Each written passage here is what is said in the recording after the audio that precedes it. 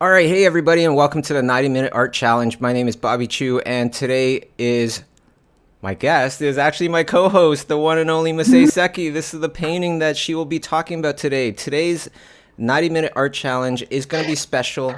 It's an evolution a little bit, because our whole entire jobs on, regularly is not to study photographs, study different pictures or whatever. It's to create things out of our imagination. That's what today's challenge is all about. So I'm so excited about this because this totally relates to if you want to work in film, in television, in games, and things like that, where you're doing imaginative things. This is the kind of shop talk for you because in this stream, we will not only be painting and drawing together, or you all will, as Masae starts to dissect her painting here, but as well, she will be giving everybody a challenge. Also, I just want to mention on Monday, I'm going to be doing this same kind of thing, different challenge, different painting, different lessons. Okay, and then Thursday, we're going to be joined by Wendy Tan from yesterday, except she's going to be painting with us, doing a 90-minute art challenge, the 90 Mac. Right on. So, without further ado, I want to introduce Masae's screen. Hey, Masae. Hey, screen. Hey, hey, screen. This is the screen I work on. Hi, everyone.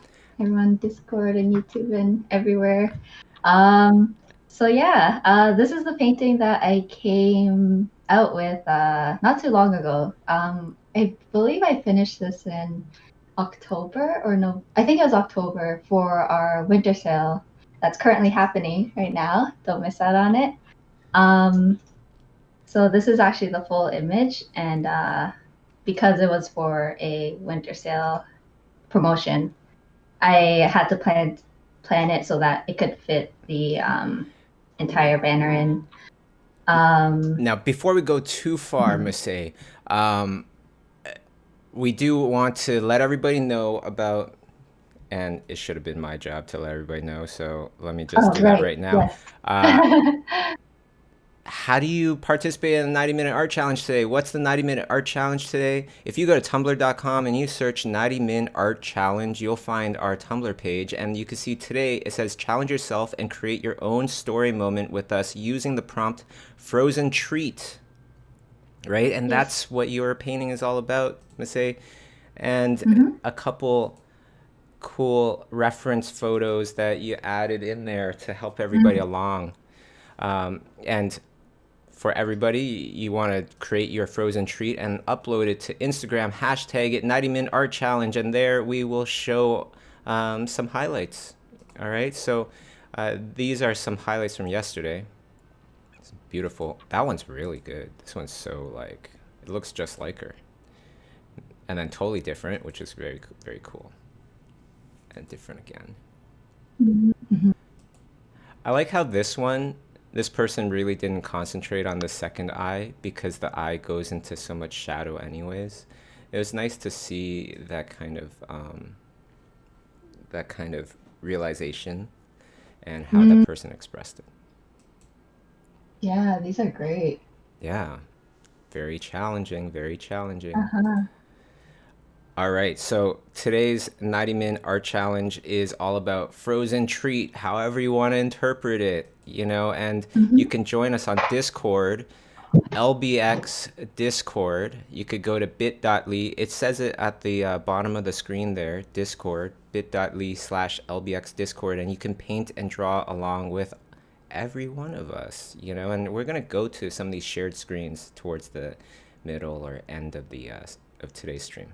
So that'll be fun. Yeah, I actually really enjoy prompts and like seeing what everyone comes up with because my painting is actually the reason I came up with it, or like it all started from one of the Inktober lists that happened a couple years ago, and it was just a simple prompt. I think it was frozen or freeze, and then I just came up with like a bunch of sketches, and this is kind of like one of them. Can we see the original Inktober sketch? Yeah, totally. So I actually love doing little like chicken scratch kind of sketches because that's kind of where it all really starts for me. It's just like putting that initial like idea down and then letting it sit and brew and not just jumping right into it, but kind of like think of stories, think of ways that could really like make this story shine. Can we So can we this zoom was into the little? You have a couple little words there. On the left, it yeah. says. Okay, on the top it says freeze. Yeah, so this is the uh day number 4 prompt. Mm-hmm. And then you'll see the little sketches. Yeah. It's funny looking at these zoomed up.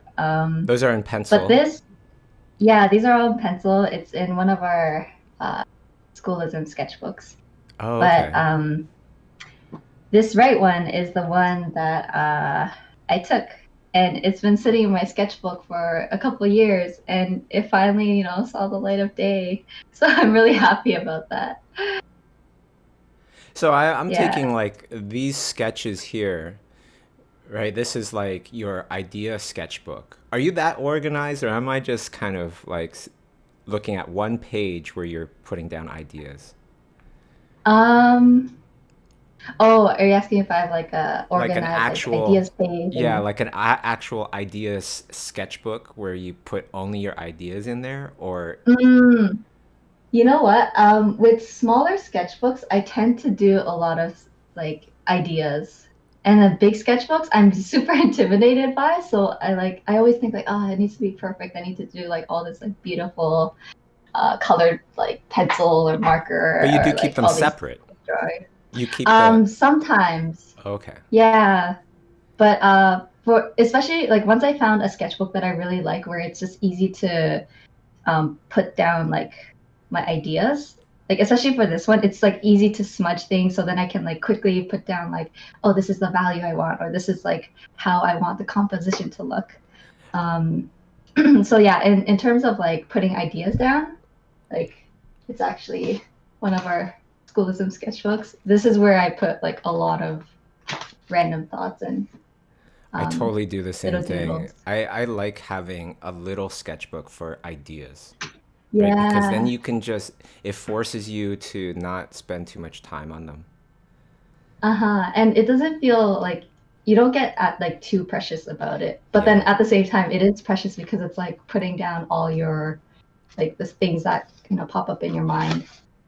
that is cool. And it is good to separate it just because um like I guess my camera's really small, but like everything in my sketchbook is just like chicken scratch, like just little doodles that don't really like nothing that I'm gonna really post on the internet. It's Only you more for understand them, pretty much. myself. Yeah, Yeah, exactly. cool. And then what do the So words say this is on, one of oh, what do the words say on, like I can see that one so says frozen berry harvest on the right, but what does that say on the left? oh, it says frozen lashes and hair. So Oh, I like the idea. I mean, I'm sure you experience this, Bobby. Like in Canadian winter, when it gets really cold, it's like when you breathe, like the your breath like evaporates and then starts sticking to your hair and starts freezing, right? So I thought like, oh, that'd be such a cool piece to do if like in one of my pieces, any pieces. Um, and that's and that's very eventually, I did rare, take by the this way, picture. everybody. That doesn't happen to us all the Yeah. time. That's very, very rare. Yeah. It's not like, ice cake, like, ice is like caked onto our eyelashes stuff, Yeah. but you do feel like, your nose hair is freezing when it gets really cold. Well, this is Um, fantastic. Can we go on to the next? mhm. What was the next kind of drawing or anything that was related to the image after this? Yeah, so after this bottom right sketch, I really like the idea of like this little person harvesting all these berries during the winter time. So I started doing all these other like really chicken scratch sketches. Yeah. I love how they're And then so chicken scratch. It's important for everybody to see because we all do it. You know what I mean? Like, yeah, but yeah. we never show it. And then that's where like people always assume that, you have to make everything perfect. It's got to be like polished. But honestly, I find this the most fun out of everything I do in art is like doing these little like small doodles and, coming up with ideas. So Now, this was that girl oh, that's awesome. harvesting. Awesome. And the different ideas of what she would be doing and Mhm. everything. That's great. Yeah. Now, does anybody in Discord have any questions at this point? I'm just happy that Masae is human and does chicken scratches. That's really inspiring, and I'm very thankful for her to share this with Uh, us. yeah, I'm happy too. I think this is like one of those things people are shy to show, but I'm actually really excited because like I just want to show like this is where the baby came from. This is the little seed. Like that's where my idea came from. And I hope that people like do more of these kinds of things because a lot of the paintings I do come from sketchbooks like this where it's a doodle that I did 2 years ago, and then I was like, oh, this is a great opportunity for me to try to like, refine that sketch, refine the idea, and share it to the world. So not all things needs to be done within like a month out of like thin air. It for me this idea did like marinate in my mind for a very very long time. I think there's so much power in that, like having a bunch of little ideas in at different stages just percolating in your brain and let them marinate for a while, right? And you Mm-hmm. just Mm-hmm. constantly do that. So the ideas that you start to pull out of from that reserve or whatever are very well thought out ideas for quite a long time. And you put them into a Yeah. project where they just hired you like last week, they're going to be like shocked. They're going to be like, holy smokes. Yeah. And I think with a lot of these kinds of ideas, I feel like Bobby, you do this sometimes too, where like you see common things in certain artworks where they relate with each other. So, like an example is, so I ended up doing like an Inktober painting with this lady with the frozen flowers this time, but it's like following the same kind of elements. But then because like, I think for me, it's like I really like that idea so much. I tried to like put it in different like try to tell the story in different ways. Yeah. No, totally. I like love everything that you're saying here because it just it makes so much sense. I do the same thing, and a lot of times it's like you hear about creators and such where uh, the show or whatever it is that they made started off with something totally different, like, but it just kept coming Mm-hmm. back, and they kept shaving the burrs off of it until it became something a bit more, Yeah. yeah. Now, Hey, Yeah. yeah, go for it. Come on Hi. but in. I always hear about there's writing prompts and then artists have to follow up on those prompts. What would happen, let's say, if you did a professional work, but the person who hired you for the prompt doesn't feel like it matched their vision or it was a little off? Ah, Mm, that's why we're also kind of like communicators, translators, not just artists. And that's a huge thing. Masae, have you ever had a situation where you got certain instructions? Maybe it was from me, I don't even know, but you had to interpret the instructions. mm, mhm. Yes, definitely yes. I guess from Imaginism, also from like movie projects where the director said like I want this, but then I did it, and they're like, oh, actually, I don't want that, and then I have to look back and think like what did they really mean? Like they didn't mean it like literally. They meant like it's our job to kind of think, to dig deeper and think about the project and what do we need to do to achieve that like specific instruction. Yeah. It's hard though. there are times where I'm like, but what do they really mean? You know? Yeah, the whole entire act of being in those meetings and listening, and not just listening to exactly what they're saying, but also listening, interpreting, saying it back to them.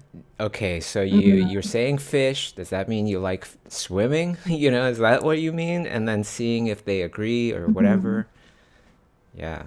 Yeah. Now, for the illustration that I asked you to do, say for the Schoolism winter sale, what directions did I give you? I don't even remember what kind of criteria or prompts did I give you.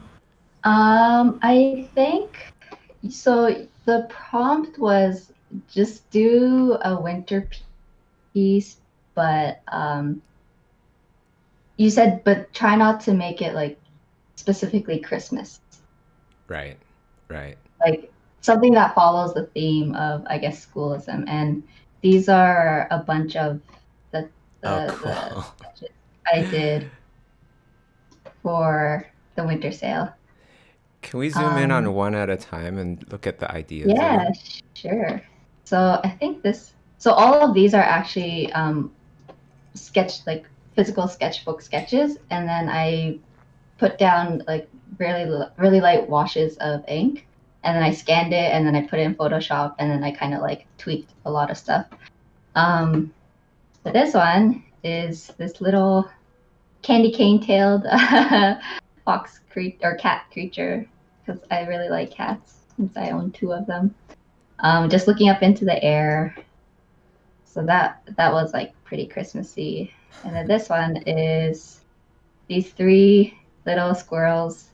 I guess I put 3 because I have 2 brothers, and we're just all like trying to stay cozy in this little tree.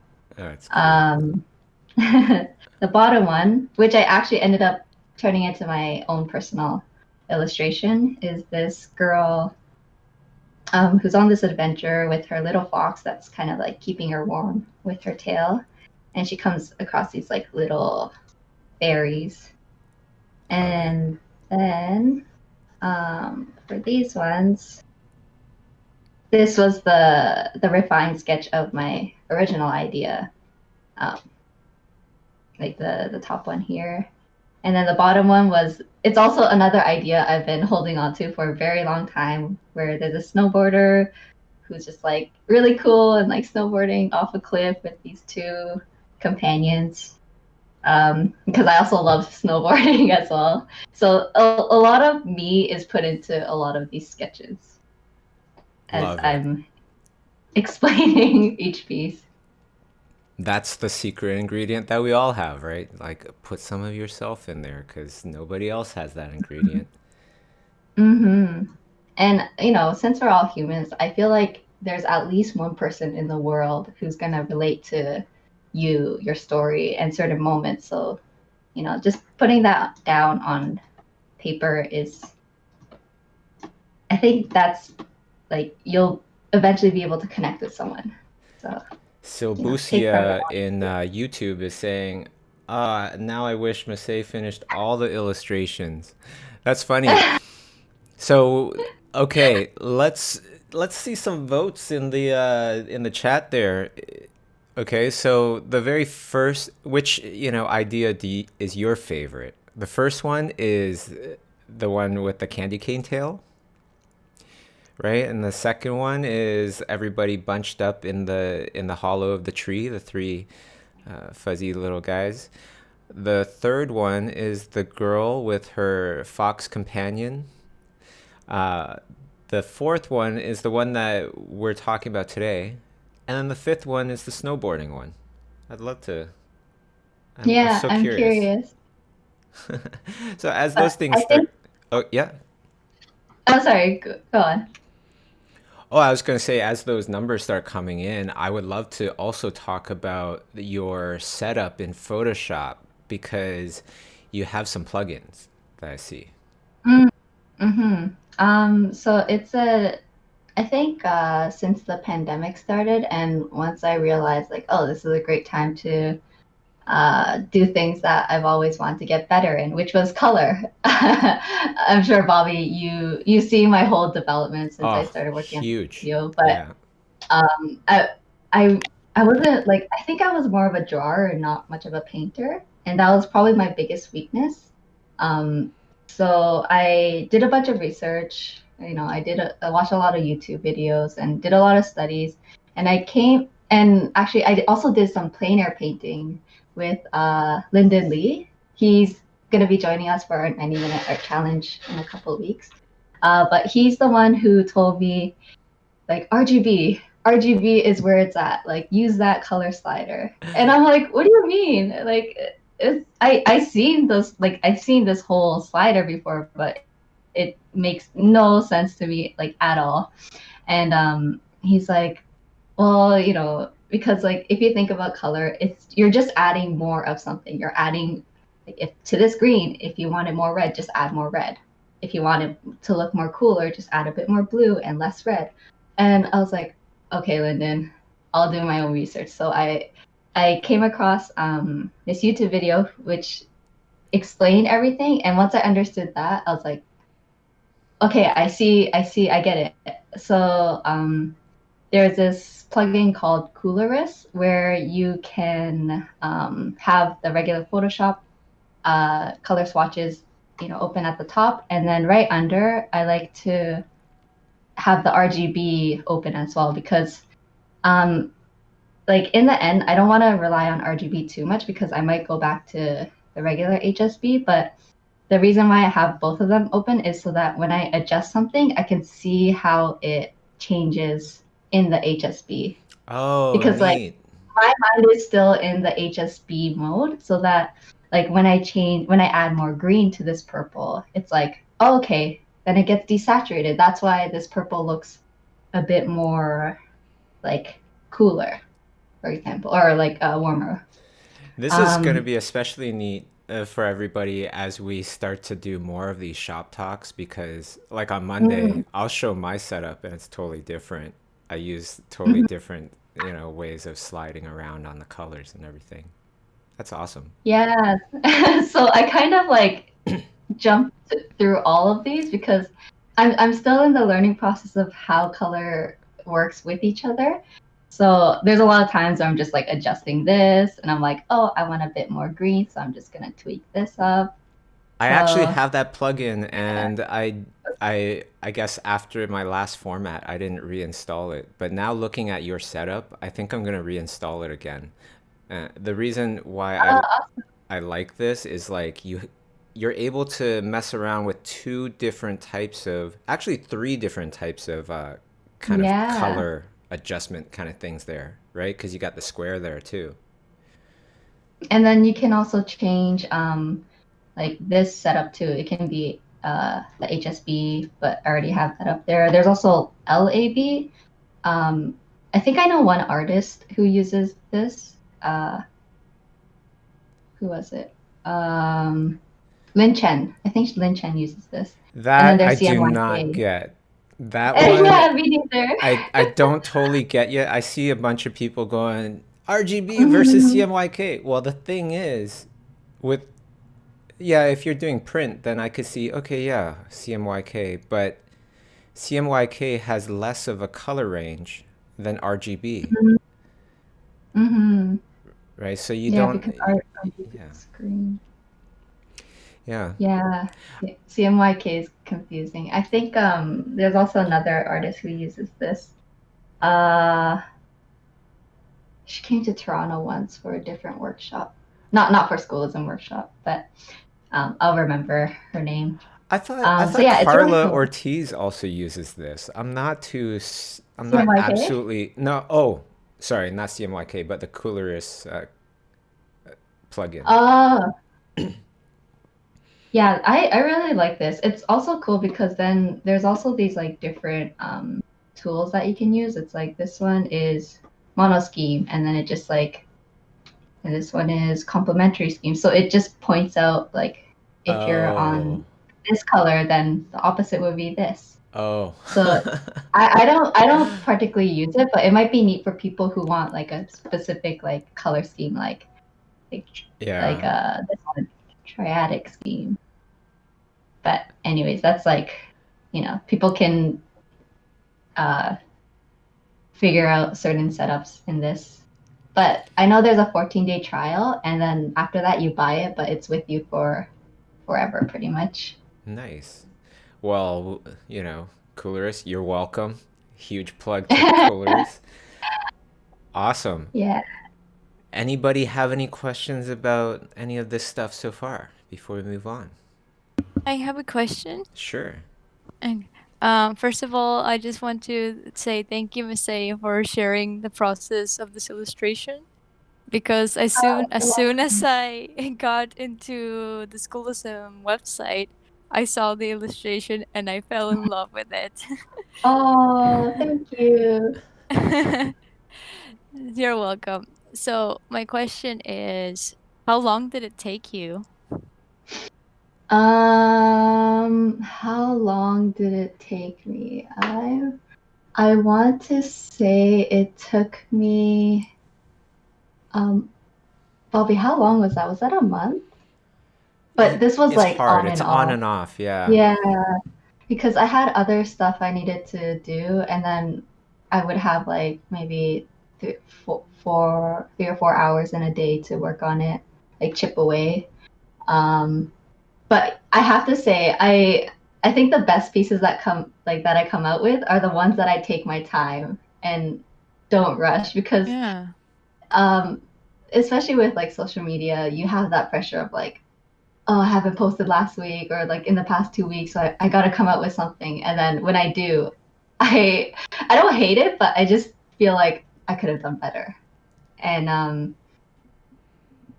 so that's where I realized with this painting, I really thought about it. I let it brew in my head. I found a bunch of references that helped me, and with the help of Bobby's feedback, I would like adjust a few things. And I'll probably show this a bit later on, but I also had I had to do this twice, because the first pass, I hated it so much. I'm just like, I'm gonna redo this entire thing. So that added some time on top as well. So I'm gonna say a month on and off. Yeah. Okay, awesome. Thank you very much. You're welcome. Hey, Masae. Hey, Patricia. I have also a question. So you make all these awesome iteration. I would really struggle, like, which one do you pick to come to? How do you decide which one you feel like this is the one, or when do you stop exploring, or maybe do you have like in mind like I will do 5 illustrations, or I wonder how the process works like in your mind in that way. That's the hardest part, the exploration and knowing when to stop, and then deciding like, okay, which one do I do? I could tell you why I chose this one out of all of the beautiful sketches that Masae did, because they were all fantastic. I loved every one of them, right? The purpose of this illustration was for the winter sale, for Schoolism, which is all about sharing knowledge, right? It's all about sharing these little treats of knowledge, and like that's the one that felt the most like sharing. You have number 2 was hugely voted on, by the way, Masae. Number 2 and number 5. Oh yeah. Yeah, I would say number 2 even more. But the reason why I didn't pick number 2 was because they felt so isolated. It just felt like it was just them, so that's why. That does make sense though. I think in the end, like, what was the message that we wanted to share, especially with like a promotional banner like this? And yeah, it's like the whole giving aspect. It's like little knowledges to everyone around the world.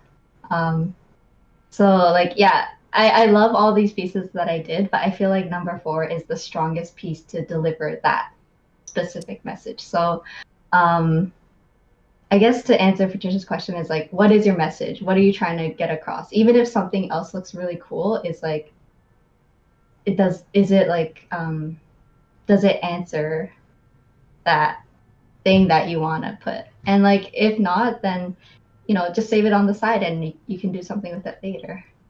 Because I know how like I feel like for myself, and I'm sure maybe some other people can relate, is like when you think of something really cool, you want to stick with it and you want to like show the world, but sometimes it's just not the right time for that piece. It's like you just have to think, okay, it's like it's not your time to shine yet, so you have to like sit here and wait a bit. There's these certain kinds of eyeballs, these eyeball designs that Kay did a while back in a project like years ago, and I freaking love those eyeball designs. And every time we're on a project that has something where those eyeballs could fit in, I always want her to like do that again. So hopefully that idea will get across the finish line in some way, somehow, someday. Yeah, sometimes some ideas just there's a right moment. Yeah. But as Patricia was asking about like the exploration thing, I actually have another thing that I want to show. So this is so I took that concept, I refined the sketch a bit, and then I added some lighting exploration.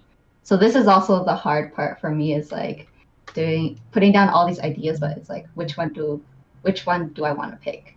And I ended up going with B because I think I showed you these pages, Bobby, and you said B as well, just because it made sense that like they were all lit, they were in the shadow, and they were the main focus. Yeah, that was the main thing for me as well. Just having the sun on her face, having them in the sun. Yeah. It's really great though, seeing like all the steps, and I'm sure this is going to be very, very valuable for especially beginner artists that just became professional or in college or university. Hey, let Masae know that you like what she's presenting here with some heart emojis, please. Is that cool? But yeah. Send the heart. But I'm sure everybody is like really kind of like, oh wow, it was first this step, then it was this step, then it was this step. There's so many steps for creating that illustration. Very cool. Yeah. What really. happens after this? Or I don't know if we. Yeah, I think it was this one where it was exploring a bit of the color and the values. The values weren't that like there completely, but I think when I make the screen small, like everything's there. Oh, except they're not in the light, but eventually I changed that. Well, can we talk about the snowy scene first? Just because this is like such a good example, like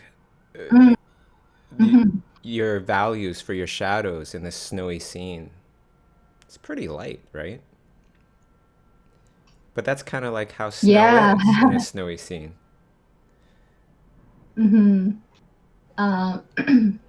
Sorry. Yeah, I think the reason why it was lighter is because the snow is white, so it like absorbs any type of light that's surrounding it very easily, and I think that's the reason why it wasn't super dark to begin with. Oh, you mean it reflects everything really easily? Sorry, it reflects. I know really what you mean, so I just want to. Yeah, art terms.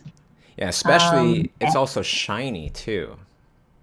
Mm-hmm. So then it's going to reflect even more, right? And so the ambient light all around just starts to pick up like more and more and more. Yeah, and at the time I wasn't very familiar with painting snow. So I did grab a lot of references to kind of know like what the snow look like when there's this kind of sun or this kind of sun, like looking at the shadow and like forms and all that. So this is also another important step in my whole process, is doing a lot of research and understanding how light reacts to specific surfaces.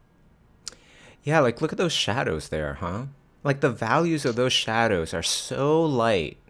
They are so light. They're lighter than like some of the tree parts in direct light. Well, especially in that very first photo of the wood, right? You can see where light is hitting the wood directly, and still that value is darker, or not darker, but super super close to like the shadowy value of the snow. So I think like if I didn't have these references, I probably would have made like, yeah, the shadow like a lot darker than I should have. So photos are kind of like a weird thing. It's like, because a lot of the things that you see online, they are edited and they are pushed a bit. Like that second one. So, That has yeah, some beautiful colors. Jeez, can we zoom in on that a little bit? yeah. Yeah, I think this was also another piece where I got inspired by it, but it's just like these, these nice blues, a bit of purple, and the pink lighting. So I wanted to incorporate that a bit. So that's why I kept that on the side. Awesome. Can we take a look at the Yeah. other references? Yeah, sure. Oh, not yeah, the snowy the ones. other sections. Yeah. Like Okay. Which one should we go for? anyone. We should probably look at each one of them. That'd be very cool. Okay, so this was some of the references I found. This one was for the leg position, because Ah, like no matter how many times I drew it, I was like, this looks off. This looks really weird. So I had to go dig up a reference to understand like, okay, this is what this foot would look like under, like when the legs are crossed. And then on Pinterest, I love Pinterest. This is some of the photos I found that were inspiring to me. And I think it's just like these little details on the clothes that I really, really enjoyed looking at. now And just like certain textures. so a lot of times I'll grab a whole bunch of references, I'll plop them in, and then I only end up using a few of them. Did you end up using all of these? I think, no, I did not use all of them. I took a bit from each one, but there was not one where I was like, this is going to be like my main reference.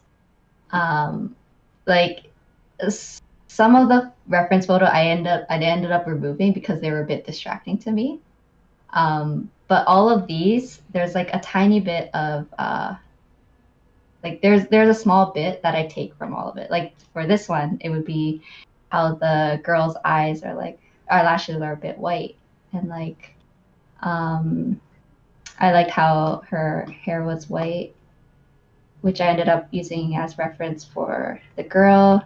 I think for this one, I like the little stitches and how I think. Wait, sorry, I have to look at my. What did I use? I think I used the little stitches on her sleeve. Maybe this would help. Oops. And as Masae is looking think, for this, oh, sorry, you just found it. oh, go ahead. I was going to mention, like, somebody in the YouTube chat was saying, "Oh, this is way too advanced for them." It might be. This is like, I nerd out on this stuff, and I'm sure all the professionals and all the, serious art students are nerding out on this as well. But if this is too advanced for you, There's over 40 Schoolism courses that you would have access to once you subscribe. So that's a huge recommendation. And for the people in the chat that have taken Schoolism classes, which classes helped you with fundamentals? Maybe that'll be a good one to kind of help that person that mentioned that. All right, sorry, go on. Yeah, no worries. Even though I think for these things, even though it does seem advanced, it's nice. I wish I knew more of these things when I was like starting art, because like reference, I didn't understand the importance of reference. I thought like everything's got to come from your mind. So for the people who are like maybe just beginning or don't feel like they're there yet, I think just knowing like this is something that helps like other artists, maybe you can like take that in and try to apply it to your own stuff. And yeah, I just hope that like this is still helpful for any level of artists out there. Oh, for sure. Well, I'm just speaking on behalf of everybody. Also, I would love to kind of, have you mention what this program is that you use for reference. Yes, I love this program. It is called PureRef. It's a free program. Here, I'll pull it up. But it's a free program where it's kind of like Photoshop, but it's this open canvas. You can literally drag photos from the internet, like let's just say Pinterest. You drag all the photos and it just magically like pops everything in, and it organizes everything into like to fit with each other. So unlike Photoshop where you have to like throw everything in and then adjust and move everything, this one does it automatically for you. And it's like unlimited, so you can put like thousands of photos, which I do not recommend, but you can just like make the canvas as big as you want, and it's probably one of my staple work processes now. Yeah, I like using PureRef as well. And yeah, it is a free program. We're not affiliated with it. We just want to, tell people what works for us. Yeah. PureRef, one word. PureRef. Just look it up. Or I don't know if it's one word. I thought it's one word. Yeah, it's great because it doesn't need to be open with Photoshop. So I think there's a way to pin this on top where you can paint and this just hovers over your window. Now, I know you use Pinterest, or not Pinterest, you used Procreate before. Do you still use Procreate? And if so, have you tried the reference feature in there? Oh, no. Oh, you should check it out. It's pretty cool. Yeah, Procreate. I keep like I have an iPad and I have Procreate. I bought it and everything. I think it's just that learning curve and adjusting to the whole program itself. I don't use it that often. As much as I like, I see it everywhere. Everyone uses it. It's really awesome. I know it firsthand.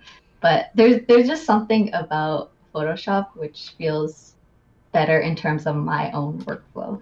But I'll have to try that out with the Procreate reference. Here's That's a awesome. couple reasons why I really love Procreate. One is because of the new reference feature that they have on there. It just stays on top of your painting, just like in a PC version of Photoshop, right? You can have the floating window on top. And the second thing that I really love about it is how you can really use your pencil on its side and do stuff, and it's like Photoshop, we can do the tilt of the brush to do certain things, but it doesn't feel nearly as like traditional as when you grab an Apple Pencil and you start doing it. And you literally are drawing with the thing like almost on a total 90 degrees angle or like totally parallel to the paper or Yeah. something like that. It's really cool. Yeah. And the hand gestures, how you could program all the different hand gestures, so you really don't need a keyboard. Yeah. The one thing I Yeah. don't like about it is like I have to look down and it just hurts my neck. Yeah. Maybe if you like have something on your Cintiq, so you put your iPad on top Or to I make a like little have sling that. and Yeah. attach it to the ceiling, and I just hang my neck on the sling and I just draw. Yeah, I'm sure there's creative ways to set up the iPad. Yeah, that's probably also another thing is like my neck starts hurting. Um, I'll find a way eventually. I'll get to Procreate. It's always that learning curve. Even with Photoshop, I had the hardest time adjusting to just digital art. For sure. Did anybody have anything that they want to ask, chime in on about the reference or anything that we were just talking about before we move on? I just wanted to say that, like Masae, the more I look at your paintings here or in sketches, the more I get to realize how like there's so much soul in it. And if you sometimes like in the social media world and posting all stuff, it kind of gets lost and people sometimes forget about it. So they create just cool stuff, good looking stuff, and that's all. How do you like? I don't know. Is there something you remind yourself of not going down the road? Not going down the road of Like not going, just creating, and having like empty pictures. I what's helped me was I look at Bobby and Kay's stuff a lot. Oh, whatever. No, I think because I'm like, well, because I personally know you guys, it adds a lot to each piece that I see. But you know, um, like I think just seeing how you guys always add a bit of yourself in there and like, trying to send some sort of message across and trying to like not just put out artwork out there for the sake of putting it out there. It's like you want it to like connect with someone. I think that's really helped me to like hone in on that part of my art is like, what do I want to say? Like because like yeah, I just realized like there's like I have a limited time here, and like I want to put out artwork that that will be remembered somehow in some way. So, trying to add that uniqueness and also like originality, and also a big part of you. That's kind of like what I try to think about constantly. It is really cool. Yeah. Like, it is really cool that it's like each one of us have our own voices, yet it's like a lot of times we like to paint similar subject matter or similar kinds of projects even, right? Or the same project, right? Yeah. Would you fight to have a specific item or element in the artwork included for like a big production, like for a studio? You try. You can't push too much. It's not your movie. Yeah. Try But not to. when it was our show, like when it was, Kay and I, when we were working on Nico and the Sword of Light in the very beginning, I don't know if you know this, Masae, but in the very, very, very, very, very first beginning, they wanted to do a song each episode. And then we're like, no, Nico, he chops things up. He does not sing on a regular. And that's one that we had to kind of fight over a little bit. Mm-hmm. I guess that's the Yeah. importance of having good partners as well, because Amazon, it was just very easy to work with them. Like they actually listen. So that's cool. Yeah, and I guess that's why personal projects are important, because like you get full control of it. Yeah. So then it's like if a project that you're working on, like someone else's project, you can't add certain things that you want to do. It's like, okay, just do it with your own because you're your own director. Can I tell you something about your painting that I love? I love the fact that it's two things. I love the fact that you have a little baby kind of child version there that's holding the hand of the parent. And really, like, the parents, they look like little kids already. So it's super cute to have the little baby there. And then I just want everybody to just kind of notice the fact that you changed the snow tracks for the baby, because the baby's still a baby and its butt drags through the snow. Love it. I love it when it's like, it's an awesome painting, and if you look at it further, you get more out of it that you didn't see before. Because now that I'm looking at it even closer, I really appreciate how you have the subtle hints of magenta in the shadows too. Super cool. Thank you. Yeah, I remember I was proud of myself for like, because this baby's so tiny and like it can't hoist its whole body up and its legs are so stubby that it's just plowing through the snow.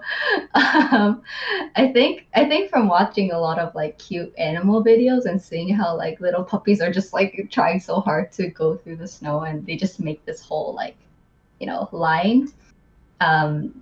That's where I came up with the idea of like, oh, this baby's too small for it's too short, so he's just gonna make his own like So lane. funny.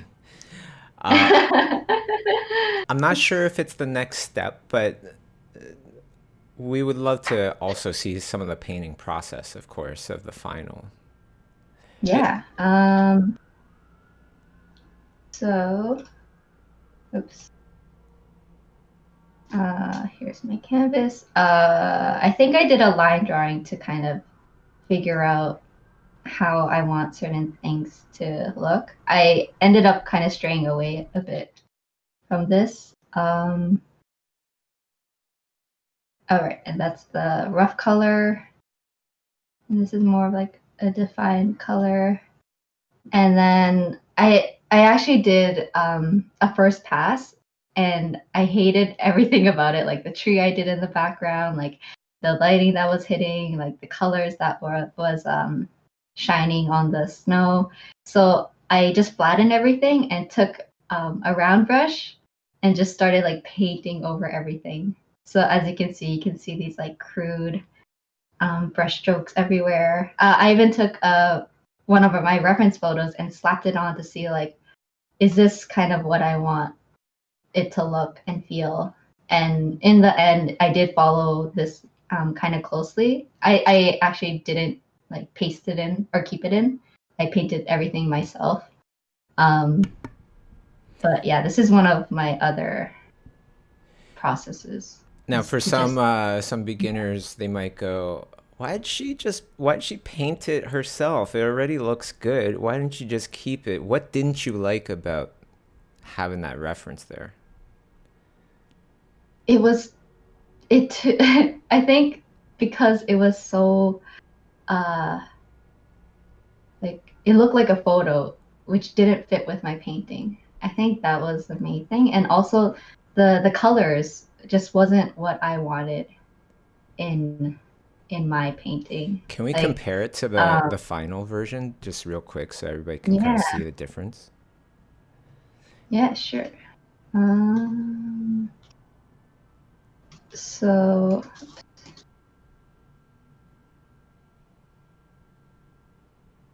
oh gosh, sorry. So okay. Yeah, that's very different. That's very different. Yeah. So this is as you can tell, my final layer or final file has all these things sticking out that did not make it to make the cut. But yeah, I think it just wasn't hitting the mark in terms of color and values. It looks colder. Yeah. And even though I didn't hit everything that I wanted, I think I just wrote, like, I put down little notes for myself, like this area, this area, I wanted like a bit of pink, and then like here you can see like really rough brush strokes of like the blue that hits the top of the snow that's in shadow. Yeah, and like I lighten up like all the values in this area. Like this area, like, oh sorry. Like I lined in everything back here so that the fruits on her back would stand out a bit more. So it's kind of just like notes for myself that I did after I did my first pass. Love it. And yeah, this is what it ended up looking like. Very cool. Now, I know you don't really use too many layers, right? Like you're constantly merging layers or just painting on one layer for quite a bit. But can we go through some of the layers that you might have? Yeah, sure. Actually, I use a lot of layers, but as you can tell, it's like layer 238 is the highest. Oh, wow. Tier. Okay. But that's because I try things, I make new layers, I try things, I compare it back and forth. It's like, is this better or was what I had before good? And if whatever I did was better, then I put that on top and I merge everything. And then that process kind of repeats. That's why it seems like I have hundreds and hundreds of layers, which I do use. But then in the end, once I'm happy and I don't want to go back, I just like merge it all together. Very cool. So yeah, it's something that I like to do, is just like compare things, because sometimes I get so blinded by whatever is in my face and I don't remember like if one thing looks better than the other. So yes, I have a lot of layers. Would there be a way of kind of peeling back the layers and kind of bring it through time a little bit? I have a bit. So I did separate all these guys, and yeah, I ended up merging. I wish I saved the file, but I merged all the background and separate layers. Like for this one, I would have separated the rock from the snow a bit. Can I ask you some questions about the background for a second here? Yeah, sure. So those colors, you can, everybody can kind of see it's mostly blue in the shadows, and then they shift towards violet, towards purples, towards magentas. When you're shifting, is that one of those instances where you would use the RGB slider? Or yeah, or would you go into like, hue HSB and start sliding over the slider there, or That's a good question. I actually did use the RGB slider because certain areas I wanted, like I think it's like here, you can see a bit more of the magenta, like pinkish purple compared to like the blue over here. Because I wanted it to catch a bit of like the light, I did shift the slider down. I think it was added a bit more red and less green to get a specific color. So yeah, instance like that, like when I just want like really subtle like color different, like I guess color jitter in a way, I would tweak small things in here to get subtle color variations. Very cool. You could tell I'm really liking this questioning you on like everything that you did. It's very fascinating to me. Thanks. Yeah. One thing that I really enjoyed doing this painting is learning how to paint like these little icicle candies, because I've never done anything before like that before, and what helped me was like, looking at the reference and really trying to understand, like, why does ice look like ice when it's frozen on top of something. And there is a couple references that really helped me, which was these two. So as I was looking at this, I realized whatever the background, like whatever is behind the icicle, the outline of the ice is either lighter or darker. So if it's a dark background, obviously the edges are gonna be lighter to stand out, to like what am I trying to say? To stand out against it. And then when it's lighter, then the outline is actually darker. So you can see like the form.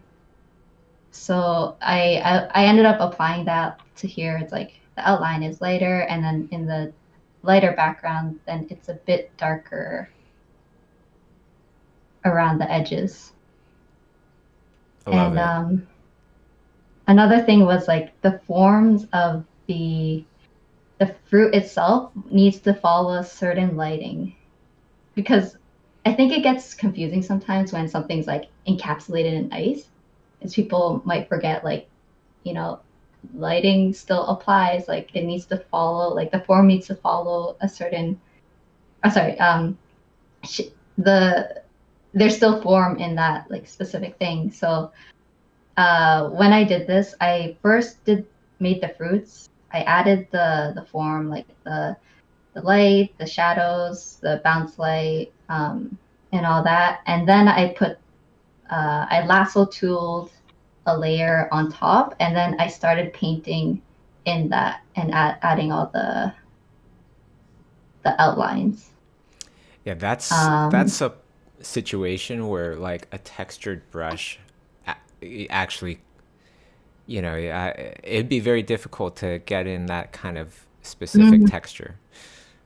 It works out so well. Yeah, majority of the painting I did use a round brush, but small things like these frosted parts, I would use a textured brush. But even with like a round brush, you can like stipple like all these little things. Now, Another thing I learned about ice is like the inside kind of like starts warping a bit, and it's like things start to cut in each other, so that it like the fruit inside would like start looking deformed. And that's because like the surface of the ice isn't like smooth like a bubble, for example.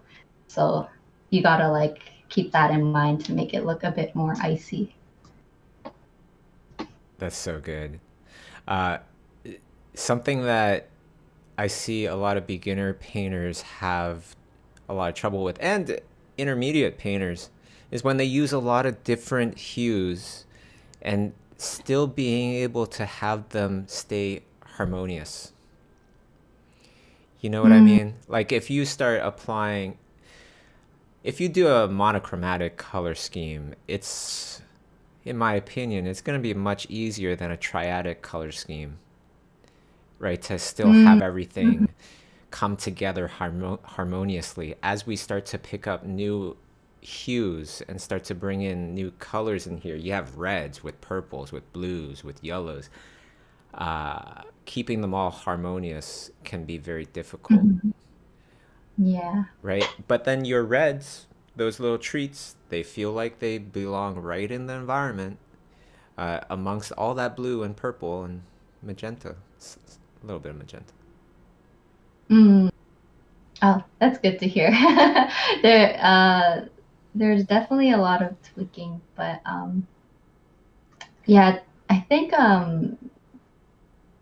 that's where the color key kind of helps to see like overall, like, does it work out? You get to put things down very quickly before you like get into the nitty-gritty of things. So you worked it out in your rough sketches previous. Yeah, I didn't have that saved, but there was a lot of just like rough brush strokes everywhere to kind of establish certain colors.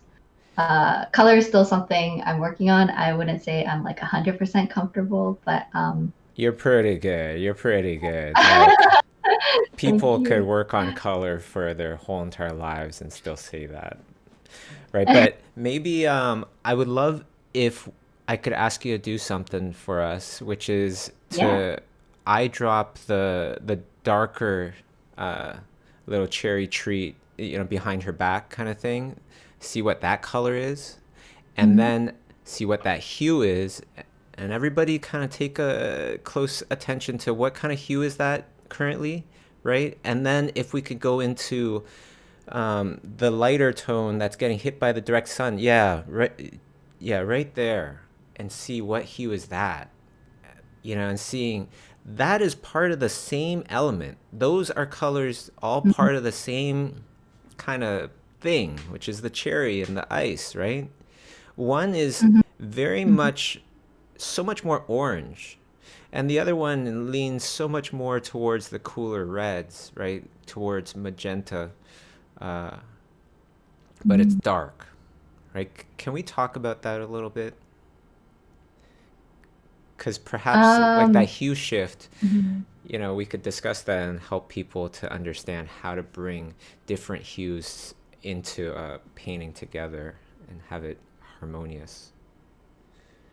You know what I mean? Like, I don't know if I have a bunch of thoughts in my head, so I just want to steer you in the right way. I'm just talking more about like, the red items, the brown items, every item in there, they all have the same relationship, which is the light, right? And the light gets warmer, starts shifting to a warmer hue, that thing. I see. I think I don't know if I will be able to answer it properly, but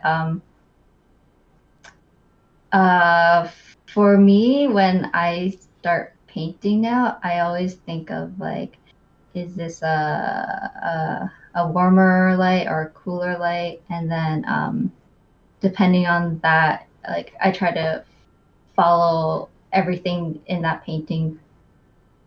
Like it needs to follow that specific rule.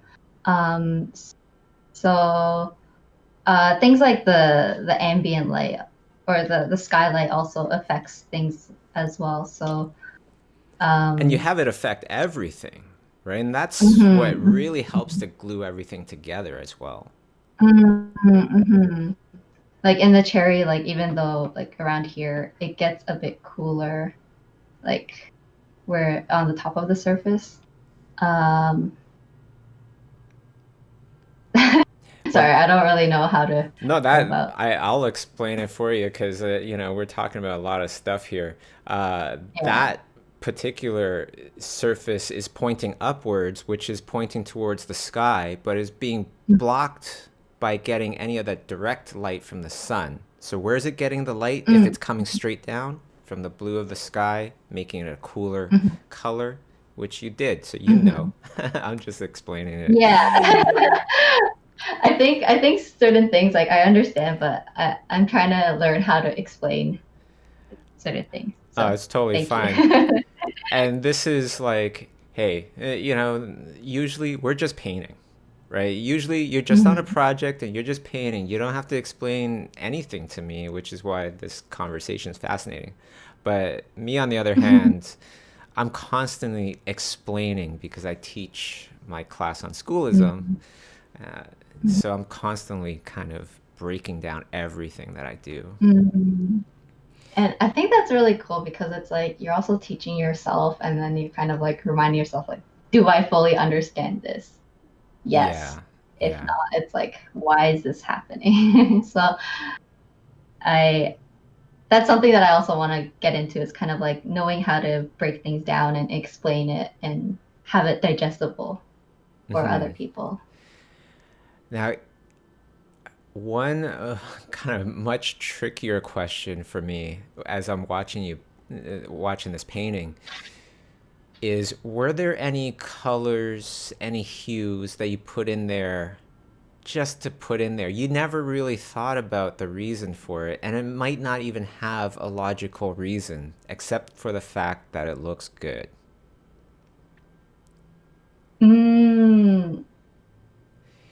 Do I do Like, that? for example, Uh-huh. the hue shift in the trees, the subtle hue shift that we were talking about, how it kind of slowly, it just shifts slightly, towards the magenta, towards the purple in the shadows of the trees. Why does that happen? Right? I'm thinking, why does that happen? It looks great, but why does that happen? I'm like, I kind of don't think it has a logical reason. It just looks good. It's a little too far away from the cherries to have the cherries being the reason for the influence of that color over there, right? Oh, you mean like right? Yeah, like around if here? the light bounced off those cherries so much, it went into the shadows of the trees and lit up the trees with a little bit of the red influence, right? But I kind of feel like aesthetically it works really well because it warms up an extremely cool image, right? A really cold image, and makes it warm feeling even though it's winter.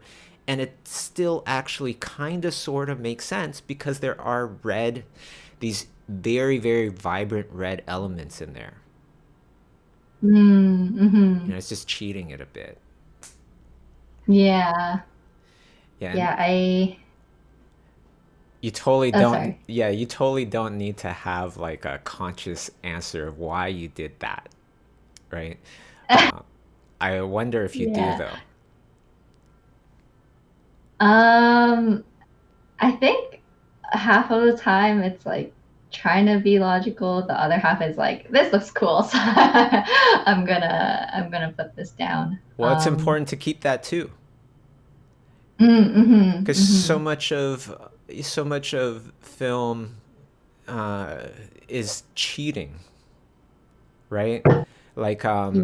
as long as it looks good, then okay, that's the better way to go. Hey, if we cheated it by tearing down the back wall to extend our camera a little bit further back so we could get a wider shot or something, that's totally fine. That stuff happens all the time. Yeah. Like if I really wanted to, and if I really wanted to make this like, oh, this is from a real world, then some parts wouldn't look a certain color. But then if it's not there anymore, it just doesn't have the same feeling that I was able to capture in my painting.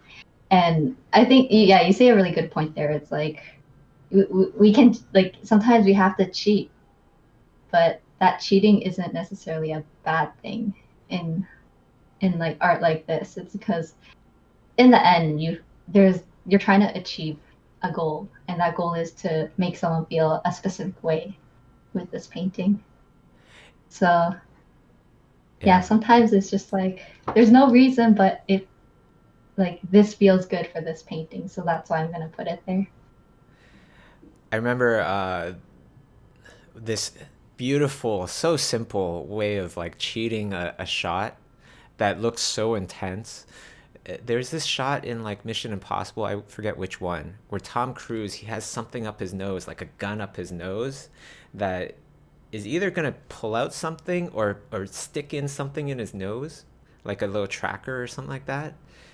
And it's really shoved in his nose, right? And the other guy has him like from the back or something and shoved this gun up his nose and then, really like does whatever forcefully. And then later on, in some whatever YouTube video, probably, it shows down the breakdown of that shot, and it was the guy holding Tom, and Tom Cruise having a sleeve matching the sleeve of the guy holding him, and sticking the gun up his nose himself, so he could go as forcefully as he wants, right? Right. And That's so funny. made a great shot. Yeah, I mean, whatever works. And it's like people don't know that happening, like the behind the scenes when they're actually watching it.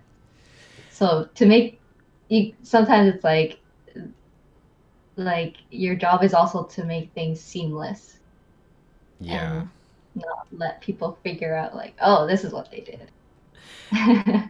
Now, we also have Discord happening right now, and they've been painting Yeah. some frozen treats. So why don't we take a look and see what's up in Discord? All right, this one's on its way. Let's take a look at Patricia's screen here. Oh, so cool. Hey, this is a great challenge because you get all sorts of different kinds of ideas too. It's awesome. Oh, these are awesome. I'm not sure which one are you looking at, but I saw multiple people drawing and scrapping out ideas and then starting over again and collaborating with each other. It's really nice to see. And that's Oh, great that's too. awesome. Yeah, I think if anything, what we could learn from this stream from Masae's painting here is like iterations. You know, doing multiple iterations really does help. Mm-hmm. Yeah. There's a lot of really cool ones here too. Sweet. These are so great. Oops. That's why I love prompts. It's like everyone always comes up with like such different ideas. Yeah. I'm looking forward to Monday's stream because I'll be presenting one of my paintings, and my whole entire thing will be painting skin tone with the color blue, which I think that's going to be really fun, and a really fun one for people to try out as well. Yeah. Now, before we get back into some Slido some Discord discussions, we got a bunch of Slido questions here. So if you don't mind, we'll just go through a few of these, okay? So first one is from CJ Rusotto. Happy New Year. When you had to stop drawing due to health problems. When you had stopped drawing due to health problems, should continue where stop or go back to basics? Oh, okay. So if you took some time off, should you continue where you started off? Try it. See what happens. See how much rest has developed. I guess wherever you're comfortable with. Yeah. Yeah. Now, we were talking a little while back, and you're saying you stopped rock climbing, you start to feel some like stiffness in the shoulders and everything. How's that going? It's going a bit better. I've been working out twice a week, just like even just a bit, like 15 minutes to half an hour. I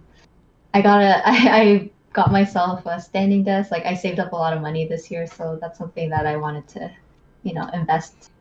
So that's been helping just to like kind of get up and, make sure that I'm not just sitting all day. I think once I experienced that pain, I learned like this is not what I want. So I took quick action after that. I'm so glad to hear that. Raymond asks, to learn, you first need to know when you make mistakes so that you can correct them. Any tips on how you can check yourself for errors doing self-study? Yeah, is there a checklist that we can kind of give Raymond? Things to look out for in your painting? I think a lot what I've been doing lately is like just making the image like really, really small and ask yourself like, does that, like, am I focusing on the right part? Does it read well? Yeah, it still reads really well. That's cool. That's good. Like it looks like the cherry still pops up, and I think her hair like against the dark background, like kind of like you can still see that. What else is there? Do you flip the canvas? Yes, I flip the canvas a lot. I flip the canvas a lot. I look away. Like I take a break from it and come back the next day. Oh, that's a and I good fix one. a lot of things. Like I also have this other image where it was a before and then after. So like I started adding I refined the Can you do final it again? painting. Yeah, Before? sure. Oh, okay. So it's like certain colors. Like if you look Oh, at the yeah. little guy down here, you can see that I started adding more color to certain parts, and like her hat. I think this is something that you helped me with, Bobby. But like you pointed out, her hat seemed a bit flat, and it'd be nice if there was like some texture, Mm. like the little ridges. Um, Flipping the canvas helped me realize like her hair was like really, it's like too much over here. Um, yeah, it's like little things like that. It's like it helped because I took a break from it for like a day, and then I got back, and then I noticed all these mistakes that I've done. Now, something that I don't do, but I've heard other people do it. Uh, do you ever do you turn your stuff black and white to take a look at just the values? I do that too. Yeah, I have a shortcut that I've added on my Photoshop where if I press Control Y, it like flips it into black and white. Okay, To so see like if it. I would love to ask you another question where I don't know the answer. Okay, so no pressure if you don't, because Yeah, I really don't. yeah. How do you turn stuff grayscale? What's your true grayscale? You know, because you can make things grayscale in many different ways, and you'll get different results. Have you noticed that? Mm-hmm. Like depending on if you make it a filter or if you I did mine as like a dot grain. Um And where do you go for dot grain? What did you do there to oh, do? I go to I think oh shoot, I wish I remember this. I set this up. Oh, I think it was I'm sorry everyone. I think a quick way is you can do grayscale, but I think it was. Yeah, I don't like that grayscale mode. I feel like there's some flaws there. I don't know what exactly because I don't really. Oh, here it is. I remember. Okay, so if you go to view and if you go to proof setup and then press custom, you can go here, device to simulate, and then just find dot grain. I don't know why I did 15, but I just did 15 anyways. And then you press OK. And then once you press Control Y, it should flip it back and forth. And so, can you open up a secondary window of that same document and have one in color and one in grayscale? No, just a secondary window. Like. Oh, secondary window. Yeah. Oh, yes. Oops. Window new. Right, window window. arrange, yeah. Arrange.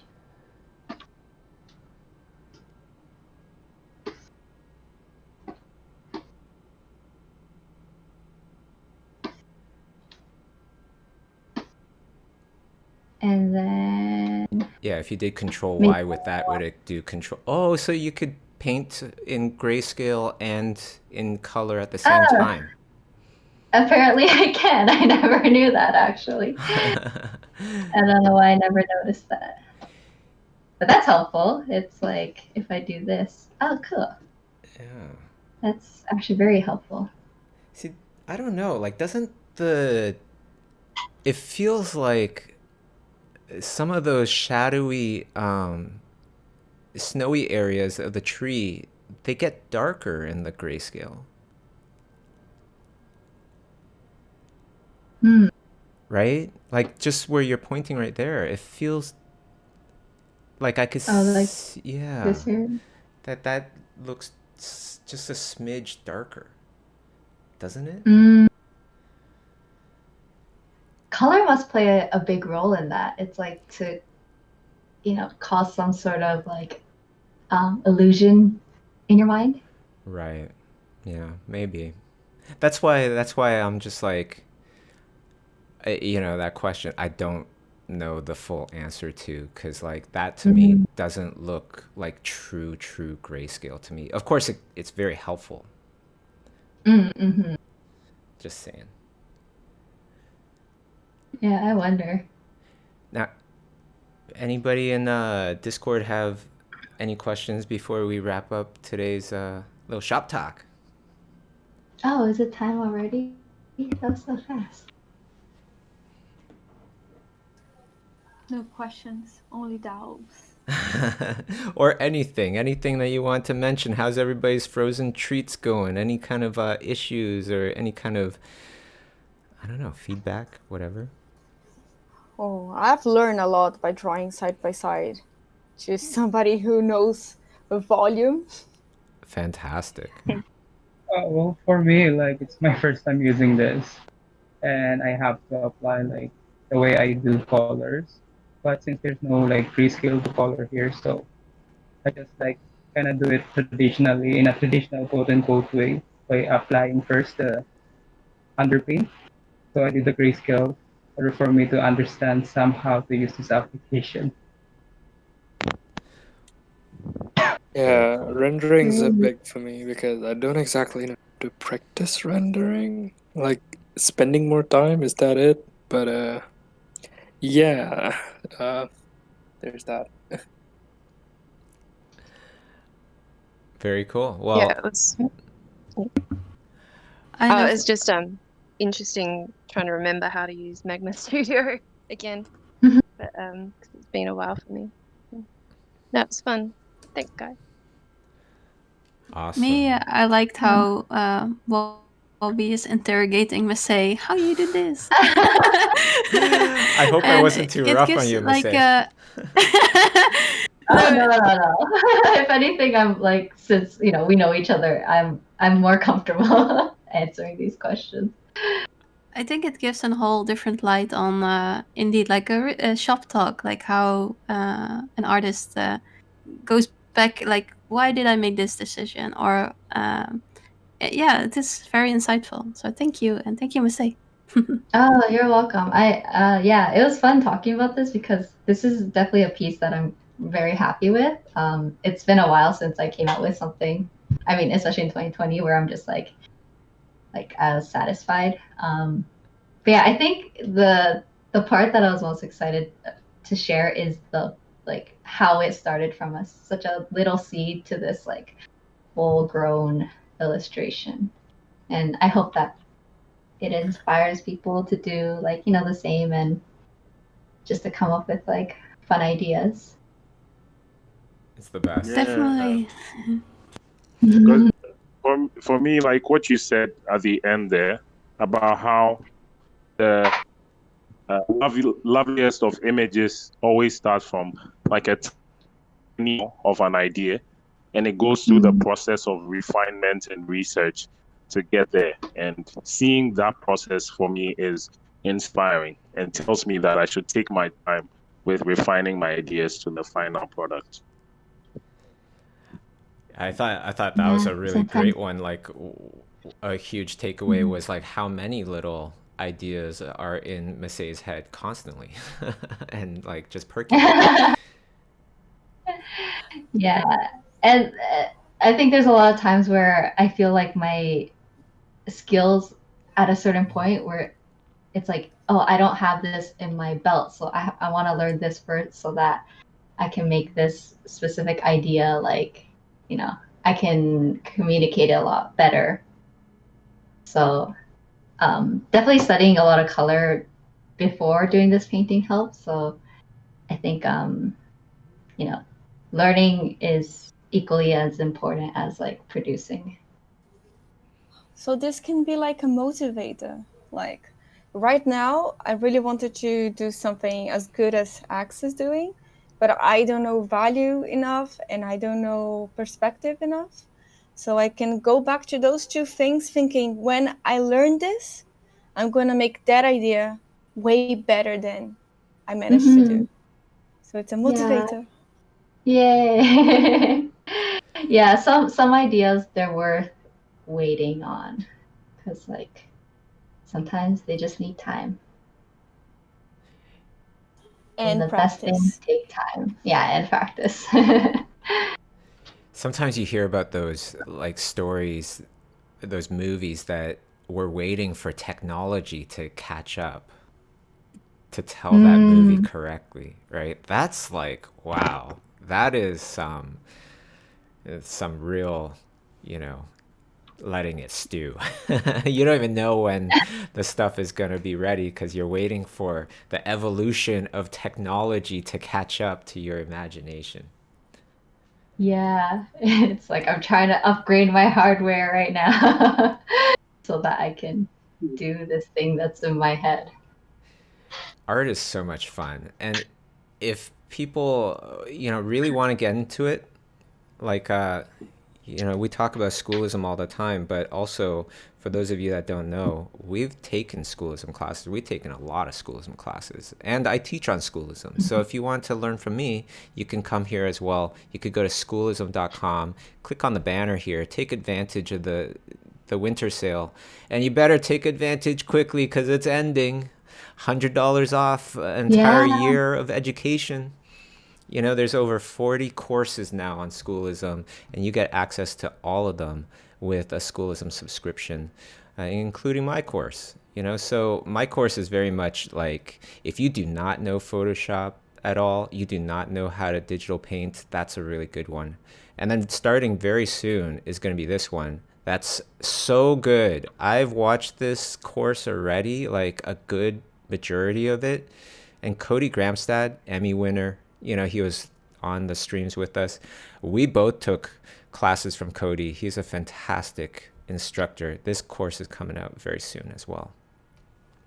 Yeah, I'm so excited for that. It's gonna be so good. Woohoo! Awesome. Well, I think it's time to thank the audience. Thank you, audience, for tuning in. Thank you, Discord community, for hanging out. Thank you to Jamie, my amazing assistant, the one and only, and all the mods. Thank you so much, mods in Discord. And the biggest thank you goes to, of course, our wonderful guest, Masae Seki. Yay! Thank you. And the second biggest thanks goes to Bobby for hosting these you're kind. Fun streams. Just a little reminder. Just a little reminder before you log off, before you forget, go and find Masae Seki on Instagram. Follow her there. Follow her amazing art. And yeah, we'll see you guys next time.